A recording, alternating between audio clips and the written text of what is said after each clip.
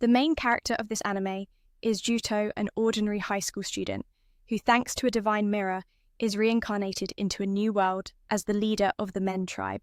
Though clueless about battle formations, his trusty smartphone becomes his secret weapon, enabling him to command like a legendary general.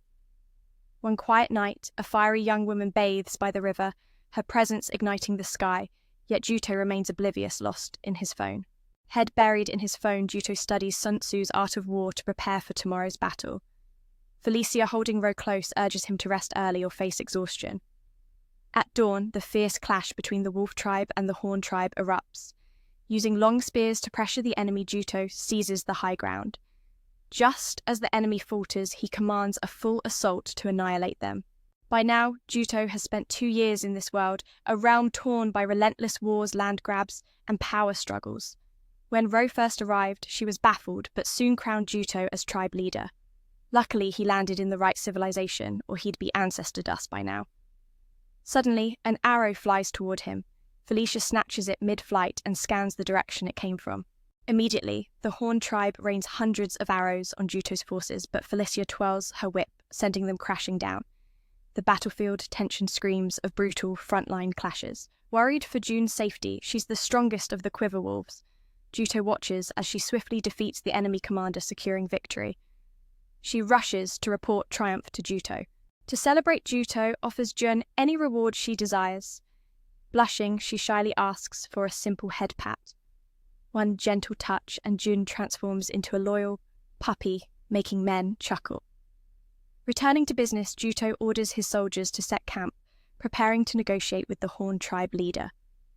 Unexpectedly, the Horn chief is a petite girl named Lin.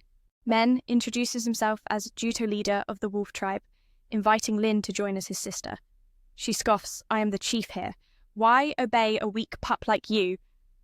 Her insolence enrages Juto, who slams a table in warning. "Know your place or keep quiet," he commands. Lin's defiance only deepens the tension. When resistance rises, acceptance often follows. Juto proposes Lin become his sister without absolute obedience. Though flattered, Lin resists until Juto threatens to wipe out the Horn tribe like he did Vantown. Overwhelmed, she collapses and agrees to be his sister. After Lin leaves, even the god of this land seems drained. Managing difficult people is exhausting. The destruction of Vantown wasn't Juto's doing, yet he wields it as leverage to enforce loyalty. Seeing his fatigue, Felicia embraces Juto, offering comfort and a chance to recharge. After the victory, Juto and his troops return amid cheers. As he approaches the palace, grumpy elders, relatives of the previous chief, mock his success. They claim Juto's victory owes more to their prayers to the goddess Aang than to him, which Juto refuses to tolerate. Dismissing their boasts, the elders lecture him on respecting tradition, pushing Juto's patience to the edge. Luckily, Felicia steps in to smooth things over, or else he might have taught them a harsh lesson. Juto's spirit burns bright, ready for what lies ahead. Zhao dashed back to his room and called his childhood friend Mitsuki. He desperately wanted to return home, but the path remained hidden from him. Mitsuki comforted and encouraged Zhao, urging him not to lose hope, promising she'd always be waiting for him, ready to marry him the moment he returned. Felicia, witnessing the tender gaze Zhao cast on Mitsuki, felt a sharp pang of heartache. That night, Ruto lay lost in troubling thoughts. Perhaps this place was somewhere on Earth, where tools and culture hinted he was in the Bronze Age, somewhere in the Northern Hemisphere. The next morning, Felicia and Jun brought breakfast to Zhao. Thanks to Zhou's wind-powered mill, they had fresh bread each day. After a peaceful sleep, Zhou's nightingale song returned, filling Felicia with a desire to please him. "Hey, you've got a beautiful wife waiting at home, don't cause trouble," she teased. Felicia knew a gun needed to be primed to fire strong, so she invited June to help build strength by making bricks together. That actually made sense. Meanwhile, Duna voluntarily offered herself to Zhou, but the others warned her to think twice. Zhou, choosing to eat breakfast outside first, then set off to visit the blacksmith Inge's workshop. Upon seeing men, Inge was overwhelmed with emotion, unable to speak. She clearly missed him a lot, but claimed she was busy forging swords, trying to avoid the topic. Feeling Inge was too rude to Zhou, Felicia reminded her. Inge, used to speaking bluntly with men, found it hard to change and apologized awkwardly, causing everyone to laugh. Seeing Inge struggle, Pen Ia gave permission for Zhou and Inge to call each other by name when alone. Inje immediately imagined a scandalous scene, but quickly dismissed it. Ju then announced he would soon become blood brothers with the Horn tribe, meaning their clans would share weapons and Inje's workload would increase. The next day, the sacred oath ceremony began at Wygas.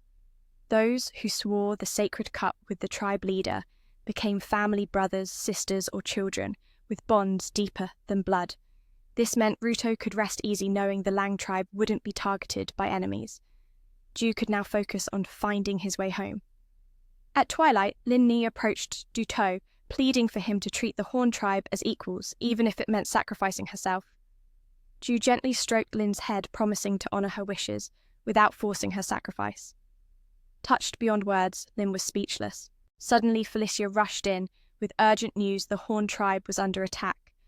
Du To immediately summoned the officials for an emergency meeting. A powerful clan had seized the Horn tribe's western fortress. The Lang tribe had to unite their forces to fight back and save their kin. Yet Bororuno and other officials opposed this, believing the Horn tribe deserved only servitude, and refused to send troops to help.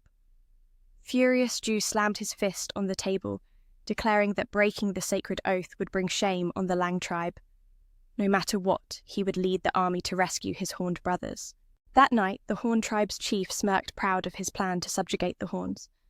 Suddenly, a cavalry squad led by Jun launched a surprise attack on the chief's camp, throwing the enemy ranks into chaos before retreating, driving the chief mad with frustration. The next day, soldiers reported the harassment mission's success to Lin, who was delighted. Days earlier, Duto boldly declared he'd rescue the Horn tribe, ordering Jun to lead troops forward to provoke the enemy, while Jogan gathered forces before dawn to prepare for the main battle against the chief's clan. Then, Ju asked Inge to share the secret of their horse saddles with Lin. Inge hesitated. She didn't want outsiders to know their tribal secrets, but when Ju revealed Lin was his sister, Inge relented and agreed. This secret allowed Lin's cavalry to accompany Jun and successfully ambush the enemy. Just then, soldiers reported the Lang tribe's arrival. Lin rushed to meet Ju.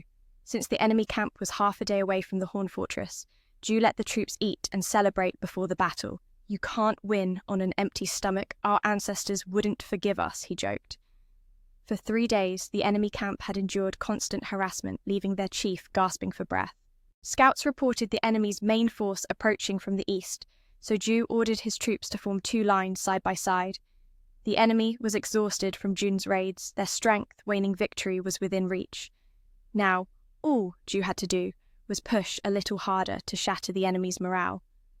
But the battle was not so simple. Their spear attacks were strong only in the front line, their flanks were weak. Ju split his forces to strike the left flank where Lin was stationed. He had predicted this move and prepared a counter-strategy, so Lin had nothing to fear. However, when the mad enemy charged in, sweeping away Lin's troops, she nearly soiled her pants in terror. Ju, aware the left flank was under attack, admired the enemy's chaos but sharp tactics. "Well, friend, I've set a trap just for you," Ju said with a grin. He shouted for Jun to charge in and crush the enemy formation. As the battlefield turned red with fury, Jun chased the madman on horseback. The 2 leaders clashed fiercely. With one strike, the madman knocked Jun to the ground and prepared to finish him off, until Lin drew her sword and severed his spear. Then, with a decisive stroke, she ended his life. Though once sentenced to salt mines, the madman died, content defeated by a worthy opponent. Lin declared victory, and tens of thousands of warriors rejoiced. After the battle, Rodi and his lover used the excuse of being in enemy territory to bathe together, ensuring Duto's safety. Unaware if Min was attacked, they joked, "Looks like you're about to get cooked." Just then, Lin Ne entered, begging Ju to marry her. The guards were shocked, and Felicia pulled Lin aside to straighten her out. "If you don't take care of Duto first, no marriage talk," she warned. Lin agreed and became Jo's first official concubine. Men's broad, firm back enamored Lin, while other women fought tooth and nail for the chance. But Ju, feeling ticklish, declared his back clean and slipped out of the bath, leaving the ladies disappointed. In the living room, Ju couldn't understand Lin Ni's sudden marriage proposal and asked for an explanation. Lin revealed she wanted to marry Ju so they could rule the forest tribe together. Hearing this, Jun stood up to protest. Men was the Lang tribe chief. How could he abandon his people to govern another tribe? The front line is holding, but the left flank is dangerously weak. Joe splits his forces and strikes where Lin stands guard. Yet all this had been predicted. Joe had a strategy ready. Lin needn't fear, but when that madman charged, sweeping through their ranks like a storm, even she felt her courage waver. Now, Joe knows the left flank is under attack. Credit to him, amid chaos, he still finds the enemy's weak spot to mount a counterattack. But, oh, my friend, I've set a trap just for you. Joe turns to shout, urging Jun to charge and shatter the enemy lines. As madness stains the battlefield red, Jun gallops after him. Two young leaders collide fiercely. With one strike, Joe knocks Jun sprawling. Just as he's about to finish Jun off, she draws her sword, slicing through his spear. Then, with a final decisive stroke, she ends his life. Though captured and sold as a slave, Joe faces death with a warrior's pride, his last breath leaving the world under Jun's respectful gaze. Jun's blade declares victory, sparking joy among thousands of warriors. After the battle, Ro and Duto use the excuse of being in enemy territory to share a bath guarding each other's safety. Meanwhile, Duto wonders if Min has fallen under attack. Just then, Lin Ni rushes in pleading to become his wife. The bodyguards are shocked. Felicia drags Lin aside to set her straight. No favours before protecting Duto. Lin agrees and becomes Ro's first consort. Men's broad, firm back captivates Lin Ni, while other girls fight tooth and nail for the next spot. But feeling ticklish, Joe claims his back is clean and leaves the bathhouse, much to the sisters' disappointment. Later in the lounge, Duto can't fathom why Lin Ni suddenly proposes marriage and asks for an explanation. Lin reveals she wants to marry Joe so they can rule the forest tribe together. Hearing this, Jun stands up in protest. Men is the wolf tribe's leader. How can he just abandon them to rule another tribe? Of course not. Duto will rule both tribes. If that happens, it's a huge advantage for the wolf tribe. But surely there's a secret behind this. Duto presses Lin Ni, her firmness finally forcing her to confess in the Horn tribe the chieftain is chosen by strength, not bloodline, to prevent decline. Lin Ni is the daughter of the previous leader who loved her so much he passed the crown to her, despite others' objections to her lack of power. This is why the Horn tribe became a vassal of the Wolf tribe. She fears that if she continues leading, the Horn tribe will face extinction. So she begs the handsome, talented Duto to guide her people. Yet Ruto seems reluctant about this marriage. Felicia advises Lin Ni that they must return and consult the tribe before making a decision. The reason sounds convincing, so Lin Ni leaves, promising to answer later. The next day, Duto dons his finest ceremonial attire, preparing for the victory ritual. From the high vantage point, the Horn tribe's town looks breathtaking. If Duto marries Lin, this town will be his. Moreover, it will be a springboard for him to become the ruler of M. But Duto still needs to find his way home. He can't agree to this marriage yet. Felicia understands, but wanting him to stay pushes the marriage forward. If Joe marries, he'll keep conquering neighbouring lands and give up on returning home. This realisation fills her with self-loathing, but Men gently strokes her head and apologises for just putting her through this.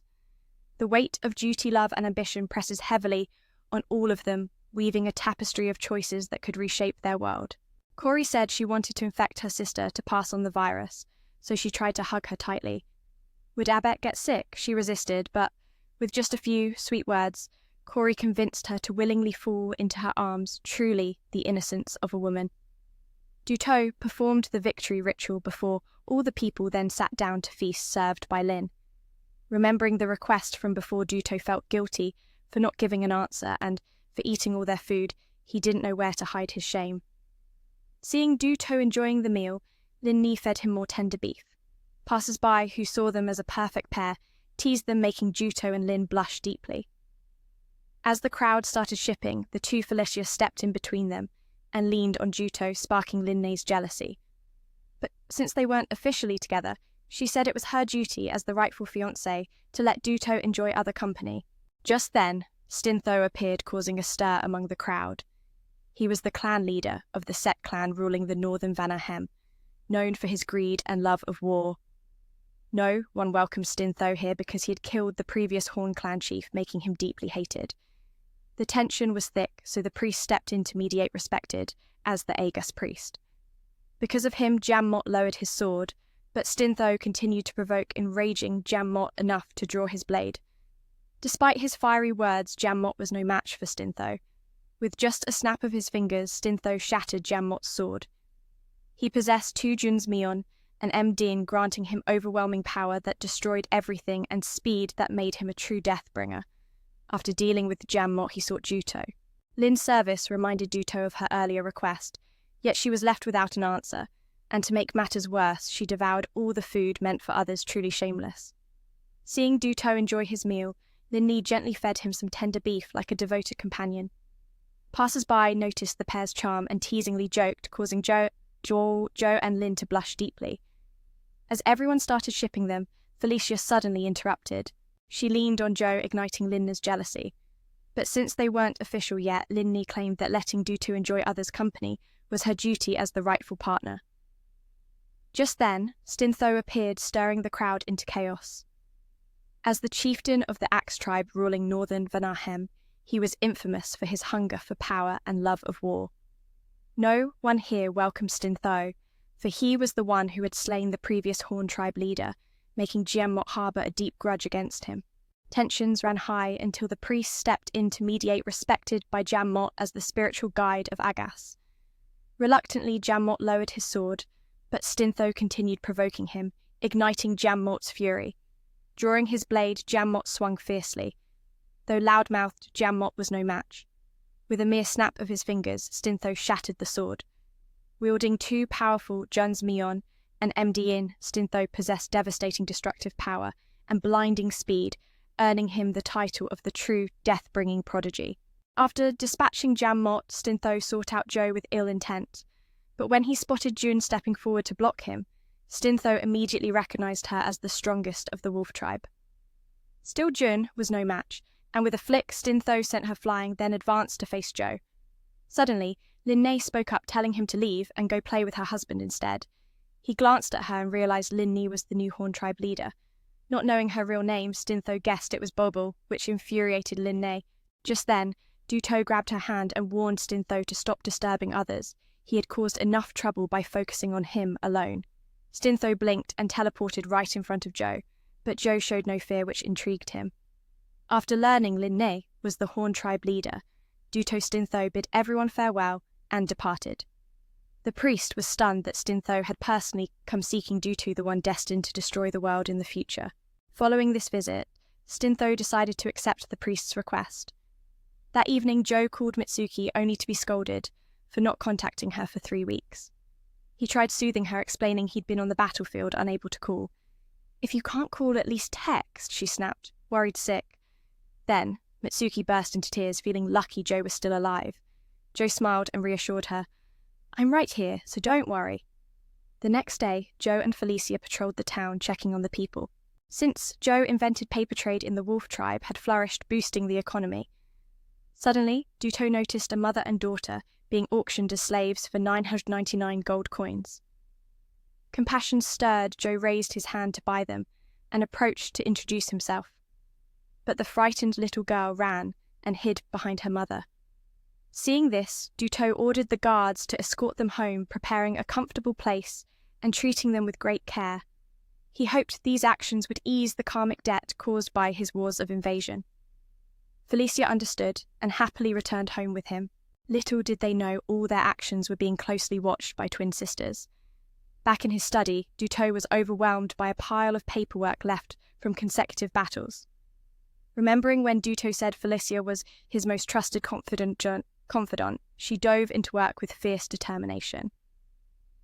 Just then, June entered to announce that envoys from the Claw tribe wanted to meet Joe, forcing him to pause his work and head to the hall. Suddenly, the two sharp-tongued envoys barged into his study. Sit claimed Abet insisted on meeting her fiancé early, and she was just tagging along, not barging in on her own.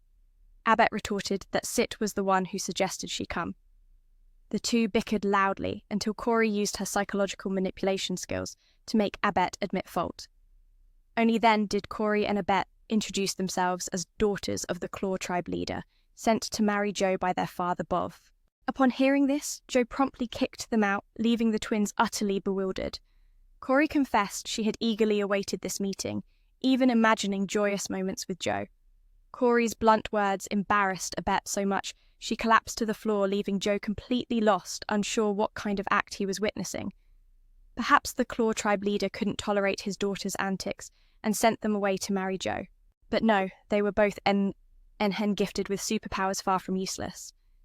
Maybe Duto was preparing to take Linni as a concubine, so he refused the twins' proposal. Corey even knew the supposed destruction at Van Village that Duto used for negotiations wasn't real. Realizing she had him cornered, Duto asked what they truly wanted. Corey revealed they weren't interested in marriage, but had come to test him. Hearing this, June wanted to pluck these brats' feathers, but Joe stopped her just in time. Suddenly the twins knelt and begged to offer the holy chalice and serve Joe as their father. Knowing their intentions, Joe gave them a chance to prove if they were worthy of becoming his children. Meanwhile, Lin was lost in a spring dream with Joe when soldiers woke her announcing that men would arrive in Gimla tomorrow. Excited by the news, Lin prepared to go there. The twins' wind-controlling powers helped Joe and Felicia arrive in Gimla earlier than expected. This fertile town was famous for vast wheat fields promising Joe's people relief from hunger. Suddenly, Abet tugged Joe's sleeve with a pleading look. Corey, seeing her sister's hunger, pulled out a snack and ate it right in front of Abet, causing her to swoon dramatically. Feeling sorry, Duto patted her head and promised to buy food once inside the city.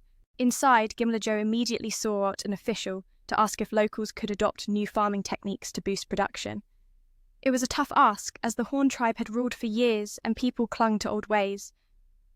While they talked, Felicia informed them Lin had come searching for men, longing day and night for Joe and wanting an answer about the marriage alliance between the Horn and Wolf tribes.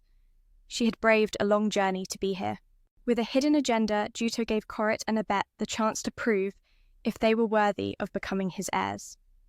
Lin, lost in a springtime dream with Duto, was abruptly awakened by the soldiers. They announced that men would arrive in Gimla tomorrow. Excited by the news, Lin prepared to go there. Corrit and Abet's wind control powers helped Duto and Felicia reach Gimla faster than expected. This town, rich with fertile lands, was known for its vast wheat fields. With such a harvest, Duto need no longer fear his people starving. Suddenly, Abet tugged on Duto's hand, wearing a pleading expression. Corrit immediately recognized her sister's hunger and pulled out some bread, eating it right in front of Abet, making her faint from hunger. Feeling sorry, to gently patted her head and comforted her, promising to buy food for Abet inside the town. Meanwhile, Corrit headed to the farming district and quickly sought out the local governor to ask if there was any way to teach the people advanced crop rotation techniques to boost their harvest. This was no easy task. Gimla had been ruled by the Horn tribe for many years, and the people were used to old ways, likely resisting change. While the two discussed, Felicia announced that Lin had come looking for men. Driven by a deep yearning for Geo and needing answers about the arranged marriage between the Horn tribe and the Wolf tribe, Lin had travelled far to reach this place. "Congratulations, you lose your turn, someone," teased. The two sisters from the Claw tribe had just lost their prized male lead. Lin was clearly upset. "The Horn tribe is better than the Claw tribe, so why did they choose those two and not me?" She sighed. "I'm here for the nation's sake, not for romance." Returning to the main topic, Geo asked Lin to help spread the word about crop rotation. This method involved planting various crops in groups to prevent soil depletion and increase food production. The next day, Lin had the villagers try out the crop rotation technique. By nightfall, she reported that the land division was complete, but the people still feared a bad harvest. They demanded a guarantee of success before fully embracing crop rotation. Lin agreed immediately and urged men to continue pushing the plan forward. That night, while Duto reviewed documents, Lin came looking for him. Upon arriving, she shared all her clothes and clung to Duto, begging him to take her. Just as things were about to heat up, a vision of Mitsuki appeared, helping Duto stay calm and avoid a reckless mistake. After this, Lin realized that every time marriage was mentioned, Duto's face grew somber. Surrounded by beautiful women, Lin believed she had no chance, but that wasn't true. As the tribe leader, Duto had the manpower to fight the Wolf tribe. If only Duto's world allowed it, he admits he has already fallen for Duto's sister. Duto reveals he comes from the future, which is why he knows effective farming methods and Sun Tzu's art of war. One day he will return to the future, so he cannot marry anyone here. Hearing this, Lin Ni feels heartbroken. Without Dutu, who will the Horn clan rely on, she feels like a failure, clueless about fighting and only bringing suffering to her people. Seeing this, Juto comforts Lin and shares a story once there was a useless guy who arrogantly thought he knew everything and ignored all warnings. His pride cost someone else their life protecting him. That moment made him realize his mistakes and start changing. The journey has only just begun. Lin will gain the strength to lead and protect the Horn clan as long as Dutu remains in this world. The presentation was amazing. Lin Ni suddenly jumps up and accidentally bumps into Juto's body. At this emotional peak, Cory and Felicia interrupt. The Lightning clan is preparing troops to fight the Wolf clan. Hearing this, Duto immediately calls an emergency meeting at night. According to the Lightning clan scouts, they're trading weapons to prepare for battle. Cory volunteers to infiltrate the Lightning clan to spy, but Duto forbids it. Instead, he orders his sister to assassinate Olo Abet. Confused, Abet rushes forward only to have a blade pressed to his throat, shocking everyone. Although Abet is too weak for open combat, he is an expert assassin. Luckily, Juto had previously avoided conflict with them, or his head would have rolled. Finally, Juto allows Cory and Felicia to go to the Lightning clan, where they will swear allegiance after the battle. Juto and his team head to the Oliva River to scout the terrain and devise a plan. Given the situation, Duto plans to send Stinthor across the river and use Hanshin's tactics to defeat him. But to pull off this strategy, Duto needs Lin Ni's help. That night, Ro reports on preparations against the enemy and encourages her lover to survive and return. Meanwhile, Mitsuki doesn't know what to do. Stinthor prepares to attack Gimla, which frustrates Juto. What does he want there? Maybe because the chief of the Claw clan is Stinthor's father-in-law, he aims to strike the Horn clan in retaliation. Hearing this, Duto immediately called an emergency meeting that night. According to the Thunder Tribe's merchants, weapons were being traded to prepare for war. Korrit volunteered to visit the Thunder Tribe to gather intelligence, but Duto forbade it. Instead, she ordered her sister to assassinate Olo.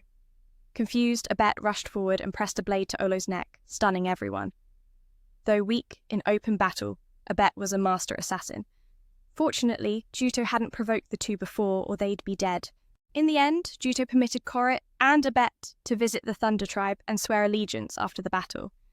Gio and his comrades went to the Oliva River to scout and plan. Given the circumstances, Duto intended to send Stintho across the river and use Hanshin's tactics to defeat him. To pull off this strategy, he needed Lin's help with one task. That night, Ro reported on the war preparations to his lover. Outside, Mitsuki was unsure what to do next. Stintho was preparing to attack Gimla, which angered Juto deeply. What did he want there? Perhaps because the Hmong tribe leader was Stintho's father-in-law, he wanted to strike the Horn tribe in revenge. As the Thunder tribe advanced, Korrit would send carrier pigeons to. The legend of Stinthor has always been clear. He charges headfirst into enemy ranks, never laying traps. Yet the Thunder tribe always emerges victorious, their morale unbreakable, all because Stinthor leads the way, crushing foes with his two mighty runes. The Wolf clan boasts two fierce alpha wolves, but even they pale in comparison to him. 7 years ago, at just 13, Stinthor single-handedly toppled a fortress guarded by 100 Serpent tribe warriors. A year later, when the Thunder tribe was besieged by the Claw tribe of EVs, Stinthor shattered the encirclement alone and tore through the enemy's lines. Hearing this, Duto burned with anger, reckless and headstrong. Charging blindly into battle was foolish, but surely he wouldn't lose to the Thunder tribe. 8,000 troops gathered under the Thunder tribe's banner, marching to strike the Wolf clan. From the heights, Korrit watched and sent a pigeon to report back to Duto. The night before battle, Jun recalled her first meeting with Joe. Back then, he was just a clueless kid disarmed and knocked down by Jun's fierce strike. Remembering that moment filled her with shame and hope. She prayed for victory the next day. As they arrived at Gimla's city gates, Stinthor's impatience to crush the Wolf clan boiled over. But his older brother and strategist held him back, urging caution. Joe was a master of cunning strategies. Heeding that, Stinthor commanded the troops forward, baiting the enemy first. The Wolf clan's skilled archers unleashed a relentless volley, felling Lightning clan soldiers like wheat before the scythe. Their iron-tipped arrows pierced through their worn shields unstoppable. Crow rushed to report their crossbowmen were overwhelming the lightning infantry, though powerful crossbows were slow to reload. Understanding this, Saint Inthor ordered his soldiers forward. As the lightning clan approached, he commanded the crossbow units to fall back and formed a spear formation. This unexpected move caught the lightning troops off guard, causing heavy losses. Saint Inthor himself charged into battle alongside Vin and Pia. Roro found the game easier than expected, but reconsidered this wasn't a simple fight. The Lightning Clan had defeated many nations thanks to Saint Inthor's strength and Pia's brilliant strategy. Perhaps this was just the early game. Tem. Distracted by this thought, Juto signaled Jun to harass the enemy, a favoured tactic. Using the spear formation to counterattack, then sending cavalry to flank and shatter the enemy lines, Jun charged on horseback, facing Pia directly. They called out names and clashed fiercely. After a few stabs, Jun knocked Pia off her horse, ready to finish her. At that moment, Saint Inthor appeared, breaking her spear and forcing Jun to brace herself against his devastating blows. Jun's hands trembled under the weight of his strikes. Knowing she couldn't hold out, she tactically withdrew. It was the first time Jun's strategy had failed, but Saint Inthor had warned her, if you can't win, retreat. No one charges headlong into doom, no matter how strong the opponent. Saint Inthor charged valiantly, shattering the Wolf Clan's formation. Duto saw him as reckless a fool who charged blindly into the enemy's hands, courting defeat. Duto only needed one strike to end him, but Saint Inthor, wielding his mighty hammer alone, crushed the Wolf Clan soldiers, leaving them dazed. This power made Gio's head spin. Such destructive strength mirrored that of the legendary Hangvu. Seeing Gio's worry, Scuffy stepped forward to challenge Saint Inthor. As Saint Inthor swung his hammer wildly, Scarfi called for calm and began to retreat. Enraged, Saint Inthor charged again, but Scarfi blocked and pierced his face. Interesting, Scarfi mused, so June isn't the strongest dog after all. Scarfi retorted, in 2 years she'll surpass me. Besides, I don't have time for a brat like you. Suddenly, Scarfi ordered the lightning troops to seize the pile of metal at their feet and withdraw. The soldiers, seeing the metal as precious as gold, were distracted, clutching their loot. Despite Saint Inthor's calls, they refused to follow. Pia rushed out, telling him to rest, wash up, and eat well. To regain strength, a tip Saint Inthor reluctantly heeded. While gnawing on chicken legs, he received news that his brother had fallen, facing Scuffy. Furious, he slammed the ground and pushed Pia away, blaming his strategy for Vin's death. Realizing he'd been too harsh, Saint Inthor rushed to check on Pia. She was fine, but urged him to focus on the ongoing battle. The troops' morale was fading. Saint Inthor had to lead personally. Without hesitation, he moved to block the Wolf Clan's retreat at the riverside. Seeing Roro, he planned to finish him, but Scarfi rode out to duel him. Every attack Saint Inthor made was flawlessly countered, as smooth as a practiced dance. Realizing Scarfi had a perfect counter skill, Saint Inthor's strikes fell flat. Scarfi withdrew swiftly. Seizing the moment, Saint Inthor rallied his troops to chase. It was a classic bait and trap. As Saint Inthor crossed the river, a storm of arrows rained down. With a mighty hammer swing, he sent them flying and reached the far bank. There Saint Inthor faced the 7 strongest warriors of the Wolf and Horn clans. The Lightning Clan's forces, shot down wherever they went, dwindled until only he stood facing the Wolf Clan's elite. Scarfi arrived first, followed by Jun. Saint Inthor swung his hammer, but Felicia locked it, allowing the Horn Clan to attack. Overwhelmed and humiliated, he unleashed a Super Saiyan-like roar, smashing his hammer to send all 7 flying. His strength was unmatched, even 7 enemies couldn't stand against him. But no matter how strong, without brains, defeat loomed. Suddenly Scarfi laughed loudly, mounted his horse, and left, warning Saint Inthor to wise up. The water serpent was coming. His face darkened. Saint Inthor couldn't understand how he suffered such a crushing defeat. In moments, the entire Lightning Clan was buried beneath the Aliva River. While assessing the battlefield, Gio praised Lin's clever plan to build a dam, timing the enemy's river crossing to trigger an explosion that drowned them all.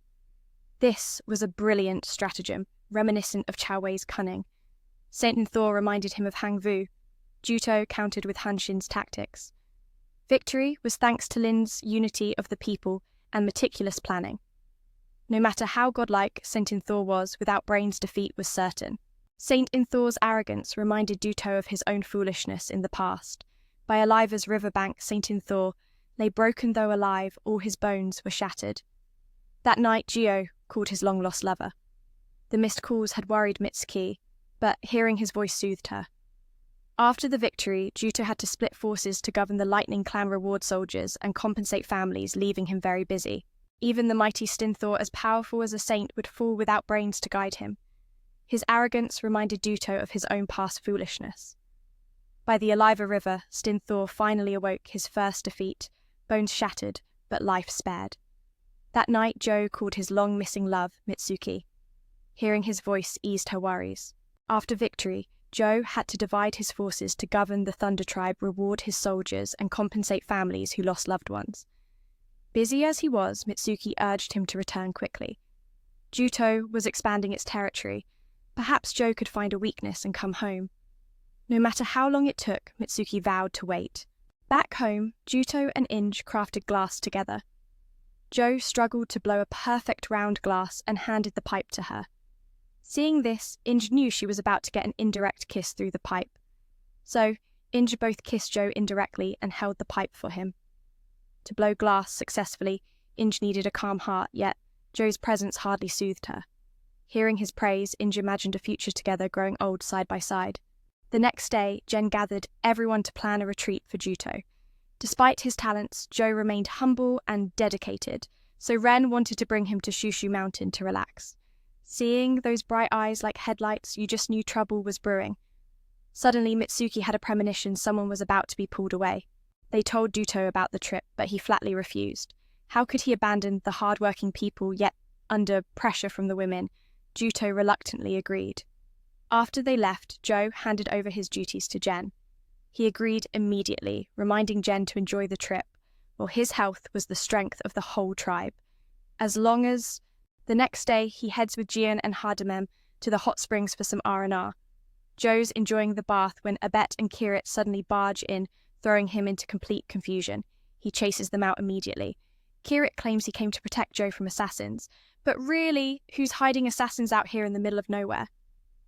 Besides, even if there were, these ladies wouldn't stand a chance fighting them. So, Duto tells Kirit to call Duan over. Duto plans to sneak out while Kirit is distracted, but no chance an army of super hot women has arrived. What kind of cruel trap is this? Everyone's enjoying the warm spring, but Duto feels cornered. When Abet teases him, Duto storms off. But June and Felicia block his path and insist on giving men a back rub. Under the pressure of public opinion, Duto gives in.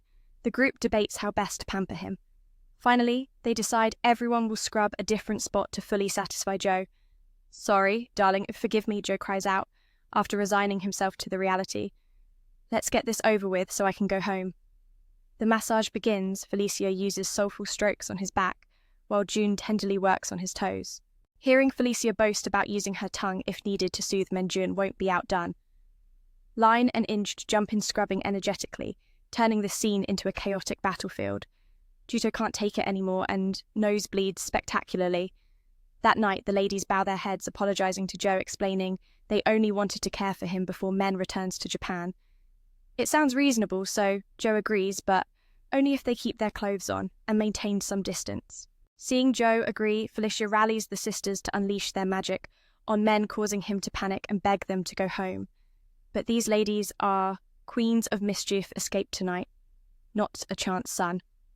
After the ceremony, Abet collapses on Kirit from overeating, while Duto feels exhausted dealing with these loudmouths. As he heads back, Linni runs up to congratulate Men on recruiting 2 new members to the Wolf Tribe. Then she reveals Stinthor is still alive, but Duto isn't worried. He's got a few packs of milk beside him, ready for whatever comes. Jun goes to find Inge Juje to get a new sword since her katana was knocked into the river by Stinthor.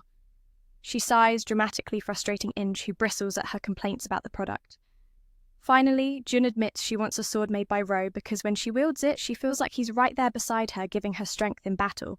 Just then, Juto and Felicia arrive, asking Inge to repair the sword. Inge happily pulls it out, relieved it's only the handle damaged. The blade remains flawless.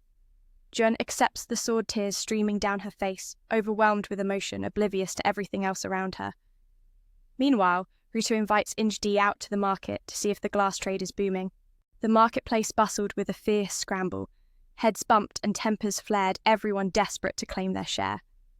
The wolf tribe's future shone brighter with each passing day, yet without skilled hands to craft their goods, prosperity would slip like sand through fingers.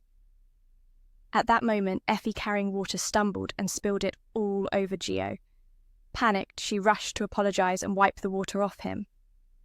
Seeing Effie's distress, Gio gently ruffled her hair and said, "I'm not mad," making her so relieved that tears welled up in her eyes. She had lost friends and home, but luckily Effie and her mother were found by Gio and Juto. Otherwise, they would have sunk to the lowest depths of society. This sparked Effie's desire to serve faithfully in gratitude.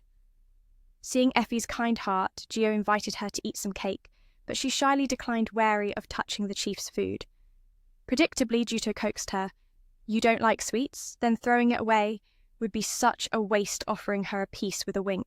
The logic was flawless, and without hesitation, the girl devoured the cake, tears streaming down her face, as memories flooded back moments of warmth with her parents long gone.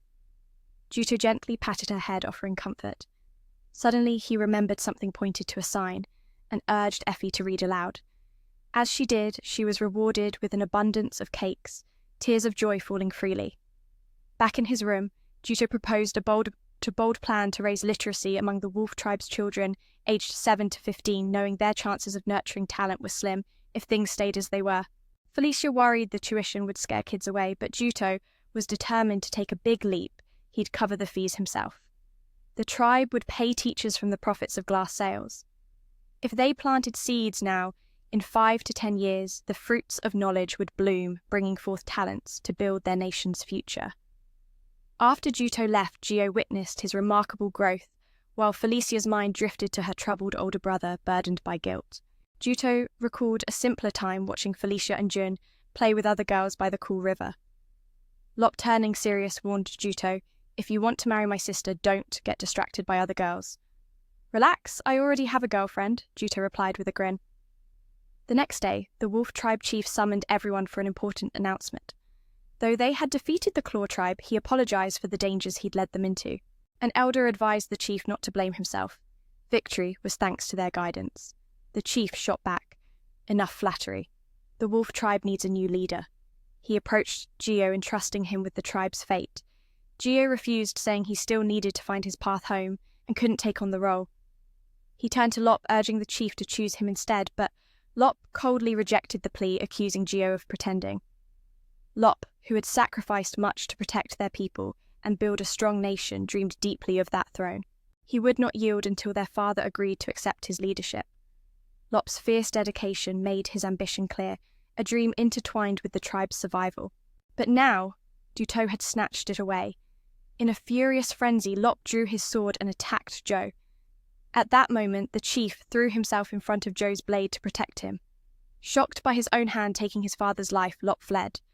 So Kafi immediately ordered men to chase him. Before departing this world, the chief urged Joe to lead the wolf tribe well, and when the time came, to hand it over to Lop. He took his last breath in Joe's arms. Joe blamed himself. If not for him, this tragedy wouldn't have happened. He screamed in pain and despair just as Felicia woke him up. Korit and Abet also arrived to meet Duto. Sit explained that Abet couldn't forget the passionate night with Joe, which is why he insisted on finding him. Enough with the drama, ladies. What do you want? Korit handed Joe a paper and reported that a clan of the Claw tribe had been subdued by a nomadic Meager tribe led by Black Wolf. The Black Wolf tribe had a powerful cavalry riding horses and shooting arrows, wiping out the Claw clan. Joe was surprised there was a tribe that could forge iron and had saddle technology. Mentioning this, Joe thought of Lop. Korit knew that Joe's tech was copied. Felicia confirmed it was Lop. 2 weeks ago, Lop sent her a letter asking his sister to return. Now, Lop was the chief of the Black Wolf tribe. Felicia apologized for not telling Joe sooner and swore her loyalty to him. Joe trusted Felicia completely and decided not to pursue this matter. For now, he'd send a congratulatory letter and propose an alliance without letting Lop know he was aware. Meanwhile, Felicia also sent a reply. The twin sisters would go to the Black Wolf tribe to spy. That night, Joe struggled to find a way to counter the cavalry. Seeing Pin was running low, he called Mitsuki. From Joe's voice, she sensed his worries. Childhood bonds run deep. Joe shared the story of fighting Lop and revealed he was now the Wolf Tribe chief. No matter what, defeating Joe was about protecting their people. Felicia's letters made Lop furious. He thought Joe dared to impersonate his sister. Now it was time to settle old scores. The next morning, Ro panicked, hearing that the Black Wolf Tribe had attacked the Horn Tribe. The town of MVO was already taken. Joe immediately mobilized troops to defend the Horn Tribe. The Wolf Tribe gathered 8,000 soldiers, preparing to march to MVO. According to Corrit's intel, 3,000 Black Wolf troops were there. Suddenly, enemies attacked. Phi ordered the army to prepare for battle. Ro feared guerrilla tactics and hesitated. Suddenly, an arrow flew.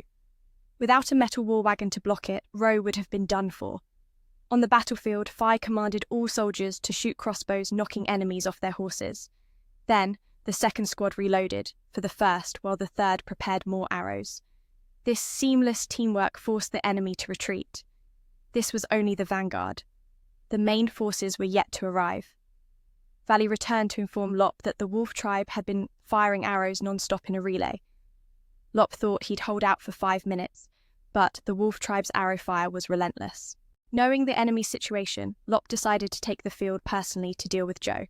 The Black Wolf Tribe surrounded the Wolf Tribe from above. Lop arrogantly believed Joe had fallen into his trap.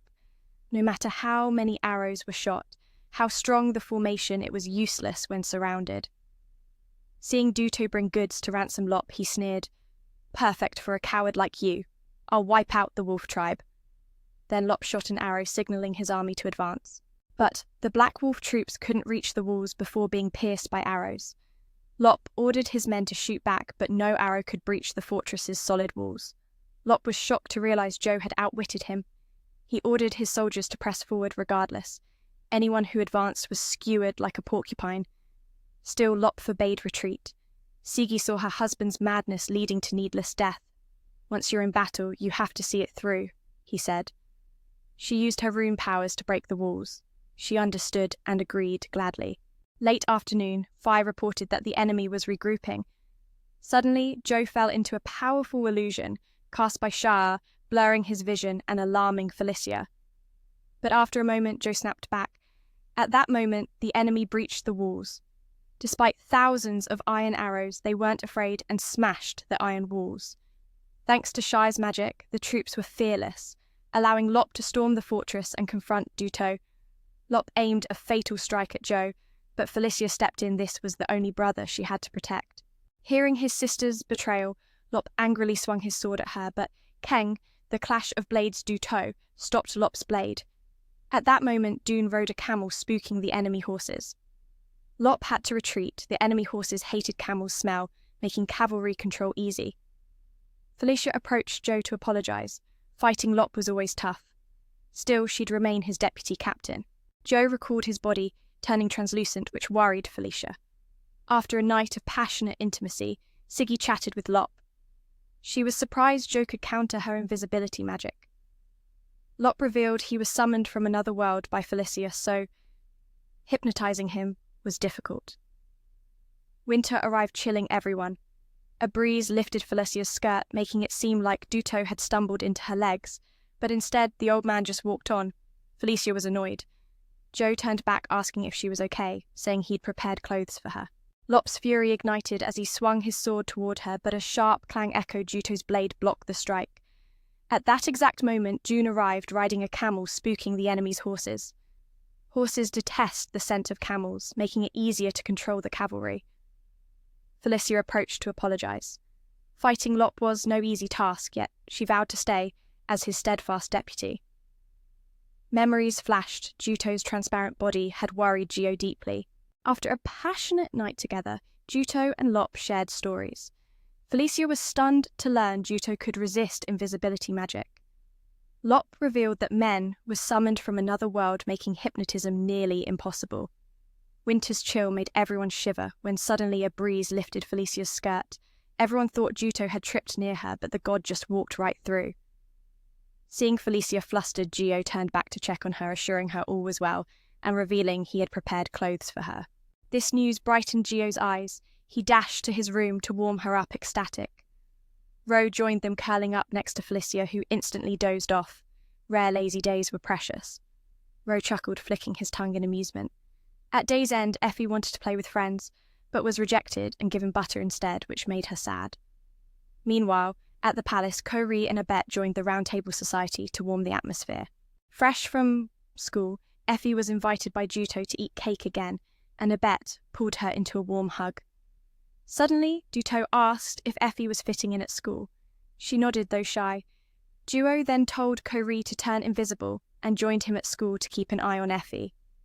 They saw classmates pushing butter on Effie, so Ko-ri bravely volunteered to enroll alongside Abet to address the bullying. P, the formidable daughter of the Claw Tribe chief and adopted daughter of the Wolf Tribe chief, quickly drew every eye. As always, Ko-ri teased her sister for being illiterate, brandishing a paper and asking how to read a name. Her sister flatly refused, saying, "I know it's not my name. Why bother?" But Ko-ri revealed it was the name of the father of Bovit, sparking chaos. Abet pleaded for mercy for the ungrateful child who couldn't even read her father's name. After teasing her sister, Ko-ri sat beside Effie, and together they treated Effie like an outcast. They forced her to fetch things repeatedly, a painful reminder of school's harsh realities. Back home, Cry reports everything was caused by Joe. There's a queen in the class, also known affectionately as the class president. She orders everyone to ignore Effie because on the first day, Juto brought Effie to school and got close to her, sparking jealousy among the kids. The solution, Cry, will become the new queen, making Effie her close ally. Then no one can cold shoulder her anymore. The next day, the queen invites classmates over, but they all give her the cold shoulder. Another friend approaches Cree, asking to hang out. Seeing this, Cree leads them to the palace's bath lake, leaving the queen alone and abandoned. When Effie, a monkey, Zodiac invites the queen to join, she refuses, thinking Effie has given up, but no, Effie returns, persuading the queen with heartfelt words. Moved, the queen agrees to hang out. The day ends well, but Cree insists on dragging her sister to school until Abet learns to read and write. Tonight is Christmas, yet in Juto's world, the saviour has not been born, so no celebrations. Still, he wants to give gifts to Jun and Felicia. Mitsuki suggests Juto make handmade presents to show his genuine feelings.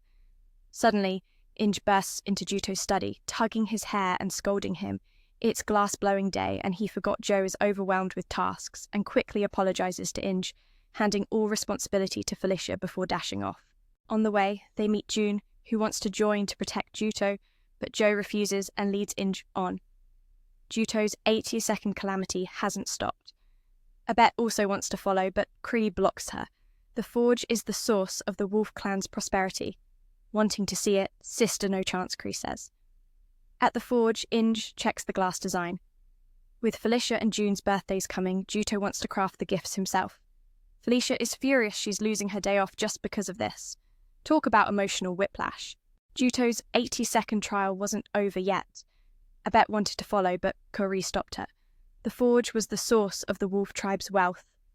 Try getting there, no chance, said the sister. At the forge, Juto examined glass designs. Felicia and June's birthdays were coming, and he wanted to craft gifts with his own hands. Felicia was annoyed losing her day off was a blow, yet she saw opportunity to tease him. After detailed instructions, Juto still couldn't blow the glass flute properly. Felicia pressed her soul closer to him, hoping to help, but still the god failed to produce any sound. Outside, Abet bounced excitedly, wanting to join, but guards blocked the way. Ko-ri warned her sister that if she got reckless and died here, she'd have to report her sacrifice to their father. Finally, Gio and Felicia finished the gifts, though Felicia did most of the work as Juto struggled. The heat was stifling. Felicia found herself boasting about her vast soul, which startled Ro. Gio confessed a secret from deep within. "You've been a woman for a long time, my friend. Don't let mountains press on your back, or you'll be lost to another man forever." Felicia, angered, punched him, breaking his jaw, then stormed off. The next day, Gio waited to give her a jade pendant, as an apology for provoking her yesterday. What he really meant was that she should take better care of herself, though usually modest dressing up would only make her more beautiful. Understanding everything, Felicia accepted the pendant and asked if she looked good wearing it. "Of course, with beauty like that you'll have all the suitors you want," Gio said. But Felicia cared little for suitors, her heart belonged solely to Juto. That night, Priest Alex sought out Lop requesting that the tribe leaders form a brotherhood alliance to jointly fight the wolf tribe, as Juto's actions threatened the world's order. It wasn't a bad idea, so Kaito agreed on the condition that the two clan leaders would stand as equals no brotherhood implied. Jun woke up and resumed his daily sword training. On his way home, he met Felicia preparing breakfast for Juto. Suddenly, an orange fell. Jun picked it up for her. The warmth in Felicia's eyes touched Jun deeply. He muttered that the endless mountains and entanglements made sword training impossible. Friends like these were a blessing, even if words couldn't express it. Only a beautiful soul could capture Gio's heart. In the future world, Juji examined Mitsuki's radiant spirit. Maybe it was the food how an orange once turned into a grapefruit in her youth. Thinking this, Dudi eagerly took a bite of Mitsuki's egg, hoping to enhance her own soul's beauty. Delicious, truly love elevates culinary skills to new heights. Hearing Juji mention Juto, Mitsuki's face fell. Go back to your wife. What are you even doing here, surrounded by many girls? Surely you've forgotten her. Mitsuki heard this defense. Juto was a man who loved pink and valued loyalty, not the type to juggle multiple lovers. Not even dating yet, but already trusting. You'll know when you get burned. So, another New Year's Eve came, and Mitsuki felt alone again. Suddenly, Duji's eyes lit up. She invited Mitsuki to her home to celebrate the new year. Juji's cousin Saaz, studying abroad, was returning to Japan. Holding a doctorate in archaeology, she might know about the world Juto had entered. That night, Juji brought Mitsuki home to meet Saaz, who was intrigued by Mitsuki's childhood friend being summoned to the past. She wanted to hear the whole story. After listening, Saaz still didn't know where Juto was. The terms Mitsuki used came from Norse mythology, but some differed from Saaz's knowledge. Juji also tried researching but found no useful information. Some details matched the Gianna Doc mythology, like Juto's fearsome nickname Wolf, similar to Fange's. Then there was the ThunderClan leader, wielding the power of Megan, and the hammer Mio resembling Thor from the myth. The serpent Mangsa fought Thor 3 times. After the serpent's flood devastated the land, Ro used flood tactics to defeat it, a striking coincidence. Saaz asked if Megan's full name started with X and ended with To. It did. His full name was Suozuto, likely shortened in Gianna Doc mythology to Sudu. He was described as a giant black man with black hair and eyes, leading the Meep team to attack Agath, then destroying the world. Furthermore, Sudu's wife's surname resembled Mitsuki's. He was probably somewhere around 1500 BCE before the myths began. Thinking this, Mitsuki burst into tears. At the end of Fange's myth, he was defeated, meaning Juto might be trapped and never return. Hearing this, Mitsuki panicked. Seeing her distress, Saaz comforted her, saying Juto's reality was different from the myth, so it wouldn't happen. Myths are oral tales blurred between fact and fiction. Moreover, during Gianna Doc's era, all chains and seals were broken, releasing prisoners. So, Juto might still come home. These words calmed Mitsuki. She asked Saaz to help research Gianna Doc's myths and then took her leave. Juto went mad, calling Mitsuki repeatedly, with no answer. About to return to his room, he met Saaz and stayed to drink and confide. June overheard their conversation. They drank joyfully until Juto asked Saaz to punch him hard. He believed the defeat against the Black Panther clan was his fault for hesitating, costing lives. Saaz didn't understand why Juto blamed himself when it was thanks to him that fewer Lang clan members died. Let's drink to forget our troubles, Gio thought, staring at his cup. He promised Saaz to watch over Juto because she was the only one who could defeat Sinthor. After the night ended, Jun left in a daze. On his way, he met Felicia and was dragged into sewing clothes for Juto. Kaito suggested making a cloak for Juto as a New Year gift, since his clothes were tattered. Jun also wanted to repay Juto, so she joined the effort. The more Kaito thought about the past, the angrier he became. Gio had used his father as a shield and still dared to call himself Lang clan leader. He vowed to surpass men and remove Gio from this world. After a long wait, Mitsuki finally called Juto. Usually, she didn't want to bother him, so she avoided calling, but tonight, New Year's Eve, she wanted to be the first to speak. After some hesitation, Mitsuki decided to tell Juto about Gianna Doc's myth. He paid no attention. His only concern was who she was going out with tonight and if she could handle the guys. When Mitsuki didn't answer, he freaked out. Suddenly, she kissed the phone and called Juto an idiot. She had given him the green light, but he still didn't make a move doomed to stay single for life, buddy. Juto, troubled over love, wandered the town. On the way, he met Sit and Abet, who worried he might be charmed by some girl, so they asked to accompany him for protection. Late at night, a commotion erupted nearby. A girl criticized the tavern, calling it a slum with rude men. The guys got furious, ready to teach her a lesson, but Ro intervened, revealing himself as the Lang clan leader. At first, no one believed him, but when Ro took off his hat, everyone bowed in respect. Then, he clearly saw the girl's face. Oh my god, Mitsuki has reincarnated here. Lifa was setting up a ritual to pray to the moon for favorable weather, so farmers could harvest abundant rice, bringing prosperity to the kingdom. Felicia waited for Juto at the door, clearly sulking. In the stillness of the night, chaos suddenly erupted before them. A girl scorned the tavern, calling it nothing but a slum, while the men behaved with crude disrespect. Furious, they prepared to teach her a harsh lesson. But Ro stepped in, seizing the moment. I'm the elder brother here, declared Corey, the chieftain of the Wolf clan.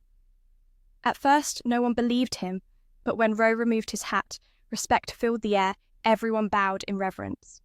And in that moment, he caught a clear glimpse of the girl's face. By the gods, it's Mitsuki, the reincarnated one, he thought. Meanwhile, Lifa was setting up an altar, praying to the moon for favorable weather rain that would bless the farmers with bountiful rice and prosperity for the kingdom. Felicia was already waiting outside for Juto, her expression clearly sulking. Usually, protecting Juto was her job, but Corey had snatched that duty away. Well, Corey's sharp senses made him the perfect scout, so it was only natural he came along. At this moment, Joe introduced Lifa to Felicia, whose appearance was a mirror image of Mitsuki, causing Felicia to mistake her for someone else. Juto explained that Lifa was a princess of the Toga family, one of the 3 great clans of the Holy Kingdom Agath. It was the dawn of the new year, so Lifa was travelling when Ruto's group unexpectedly caught her and brought her home. Despite expecting a lavish chieftain's residence, it turned out to be nothing more than a dump compared to the palace. Lifa's guards were still unaware of her troublemaking outside, so Corey had to rush to set things straight. Stepping out of the hall, Corey called on Jun, who had been hiding behind the trees. If Joe knew that Ketsu Lang was tailing her for protection, she wouldn't feel at ease, so Jun played the hero in secret. From Jun's judgment, Lifa was strong but inexperienced, her skills green and unrefined, so she wasn't truly a threat to Ro. The next day, Lifa insisted on entering the blacksmith's workshop, forcing Juto to dash down from his study to handle the matter. Juto explained that the workshop held national secrets and no outsider could enter even if she tried using charm. The result was the same. Suddenly, the door burst open. Who dares cause a ruckus here? The voice startled them, and upon seeing Lifa, she gasped and called out Mitsuki's name. Ro had to quickly clarify the situation. Lifa is annoyed 3 people already got it wrong. So who is Mitsuki, and why is she from another world? At this moment, Juto reveals he's from another world. That day, he was staring into a divine mirror made of spirit copper when Felicia summoned him here. Since the Empire specializes in spirit copper and magic, Lifa offers some useful info. But first, she's starving. Feed me first, then I'll listen, she insists. After savoring 2 delicious hamburgers, Lifa asks Juto about his wish to return home, but he can't find a way. Lifa's seen Felicia's magic. It's weak as dirt. How did she manage to summon him? Even a top sorceress like her can't do that. Seeing Juto's suspicion, she casts gravity magic, pinning him in place. Felicia is terrified. Turns out only one person can undo this spell, the Heavenly Emperor, Esti Jifa. Realizing his identity is exposed, Lifa proudly declares she's the Heavenly Emperor of the Holy Agus Kingdom. Enough flexing, just undo the spell, Juto demands. Lifa, not paying attention, babbles on about 2 types of magic, internal and external. She's already used internal magic, so the external one is needed to break it. But when she learned external magic, she dropped her pen and messed up the incantation. The gravity spell is mild, so it will fade in a week, or Juto can seek Sigi from the Black Panther clan to undo it. That night, Juto shares the secret of the gravity spell, and how Juto might return home, making Mitsuki jump for joy. If anyone casts the gravity spell on Joe, he can return, she shouts. But that person is the enemy. What a headache. Mitsuki suggests finding a substitute caster, which seems obvious in hindsight. After the New Year's celebration, Felicia gifts Duto a cloak. He wears it, strikes a pose, looking sharp before attending the welcome party for Lifa. The feast is wild ladies drunk and boisterous. They even try their charms on Ro. Seeing him resist, they strip him down and party wild. The fate of a 12-river man. The next day, Corey reports that Stin Thor leads 8,000 lightning troops to attack the Lang clan. Hearing this, Ro immediately gathers 12,000 soldiers to counterattack. Currently, the Horn clan battles the Black Panther clan, so no aid can be expected. Lifa, by his side, encourages Joe with a kiss before he leaves for battle. The kiss catches him off guard. Joe protests, "I've got a wife at home. If she finds out I'm sleeping on the couch that night," Duto strategizes with everyone. The Gina fortress has fallen, and the lightning troops have set camp outside, waiting for the Lang clan. The Slin-Thor alliance has been forged, so Duto prepares for the looming war ahead, knowing the stakes have never been higher. The battlefield is set, hearts pounding, as allies and enemies collide in a dance of fate and fire. Continued from previous subtitle, must face the storm with all his strength and wit. For in this clash, not just lands, but destinies will be forged in flames. Charging in without a plan is a recipe for disaster. After a moment of contemplation, Joe decides to unleash the Tiger's Trick Wolf's flight strategy. According to the plan, E takes the right flank. Scarfy commands the left and the center. Well, can you guess? The next day, Stin Thor leads the Seth tribe's assault on the Lang tribe with a deadly arrow formation. Notice that he's riding a horse and wielding a 3-pronged fan bought from Dongshuan Market. Seeing the fortress wagon ahead, Stin Thor spurs his horse forward, then suddenly spreads his fan, blocking the crossbow bolts, surprising everyone. No wonder the kid was gleefully twirling that fan. With a single throw, the fortress wagon explodes into the air, allowing Stin Thor to charge and shred the Lang tribe's forces with brutal ease. Who could stand against that but men? The strategist had a backup plan and managed to hold the line thanks to the Black tribe's iron weapons.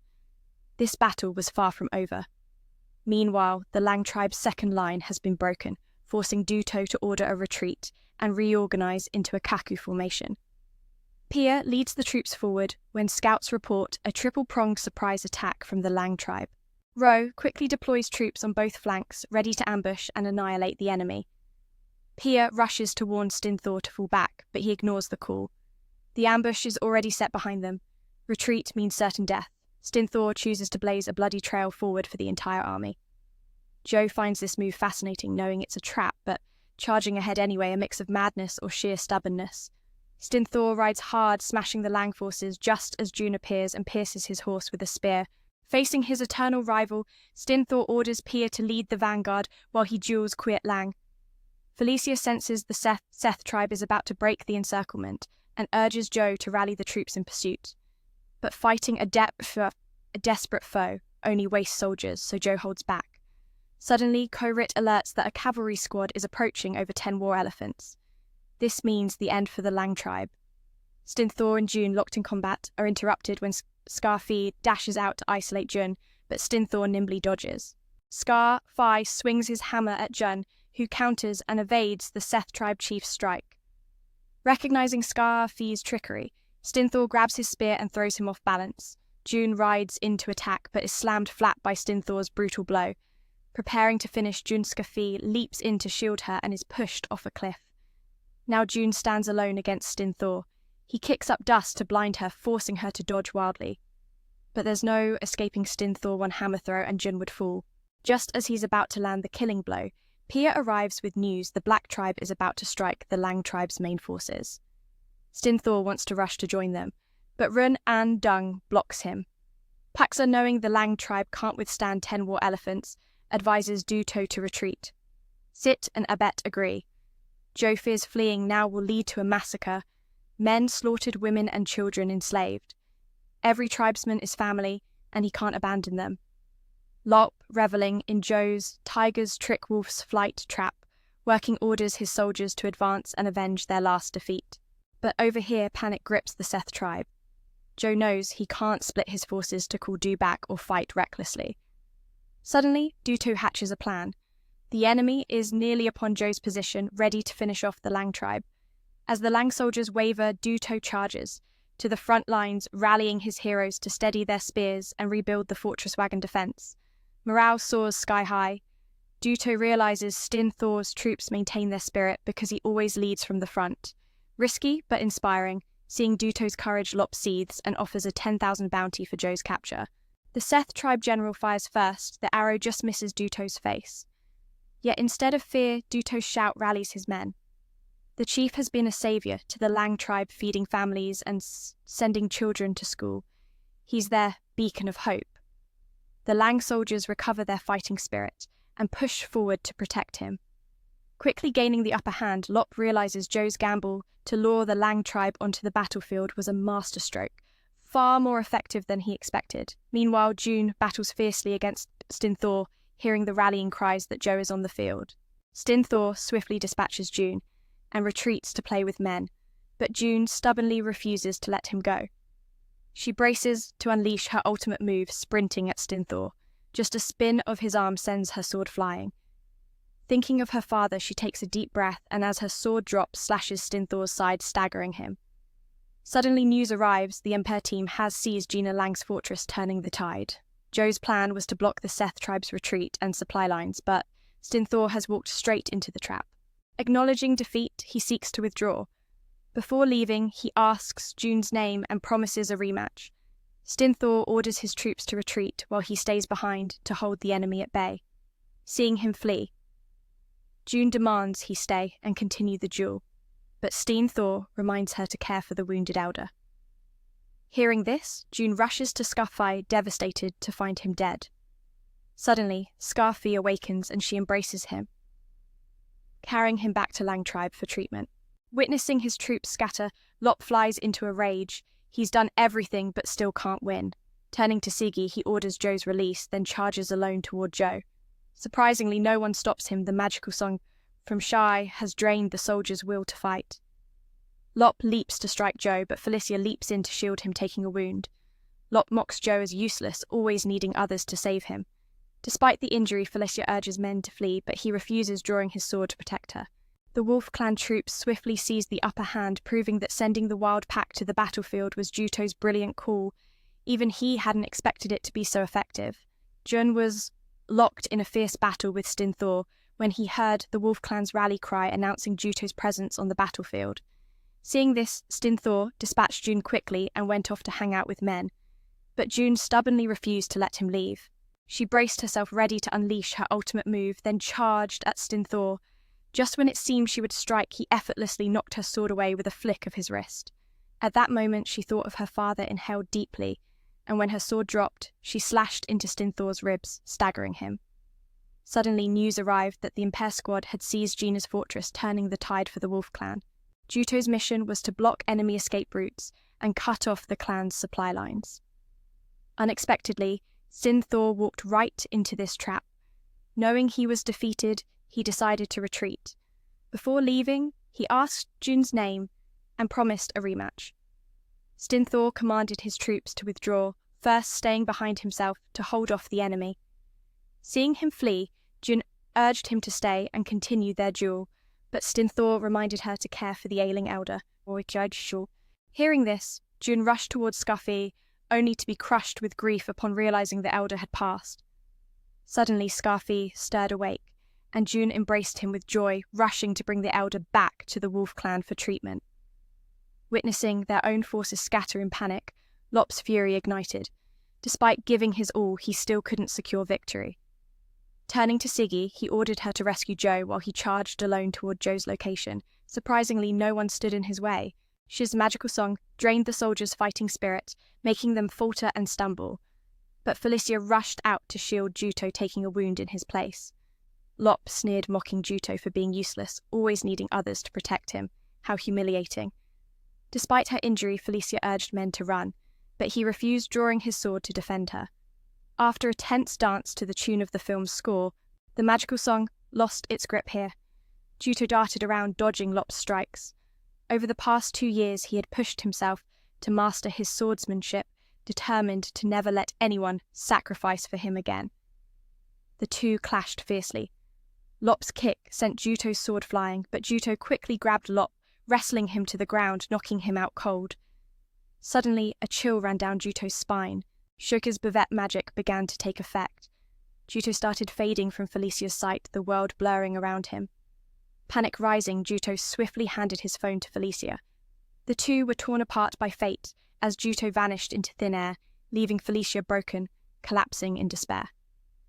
Meanwhile, Lop was carried away by the Lightning Tribe soldiers back to camp, while Felicia sat there weeping. Mitsuki, on her way home from school, noticed a strange blue light emanating from her room. Rushing inside, she found Juto returned her beloved, who had been lost to her. Overcome with joy, Mitsuki ran to embrace Juto tightly. After holding him close, she scolded him for leaving without a word, worried sick from his constant battles. But Juto paid no mind to her words. Instead, he borrowed Mitsuki's phone and called Felicia, though no answer came through. Seeing Juto so anxious, Mitsuki asked what was wrong. "Nothing serious, the enemy's been driven off. I just worry about everyone," he said. Hearing this, Mitsuki smiled warmly, cupping Juto's face. 2 years had passed, he'd grown taller and stronger. To touch him like this, it felt like a dream made real. Then came the crushing news: Juto had vanished from this world, leaving Lof in shock so deep he dropped his wineglass. Learning that Siggy was behind this stirred Lof's fury. He wanted to personally send Juto to the other side, but his partner botched the plan. Seeing Lof's rage, Siggy soothed him with gentle caresses and sweet words before cutting the call. Pia informed Estin that Juto had disappeared, though he knew little of the details, only hearing rumours that the Black Wolf clan was in chaos, attacking recklessly. Estin said the Black Wolf clan was sure to assault Gashina Fortress, so he too had to join the battle for control. But without Juto, his spirit to fight had dwindled. Jun, upon hearing that Juto was in another world, shouted loudly, until Felicia had to tell her to be quiet. Soldiers already knew everything. Felicia then explained that Juto's magical link to this world had been severed by Siggy. Jun desperately asked if Juto could be summoned again, but Felicia said no.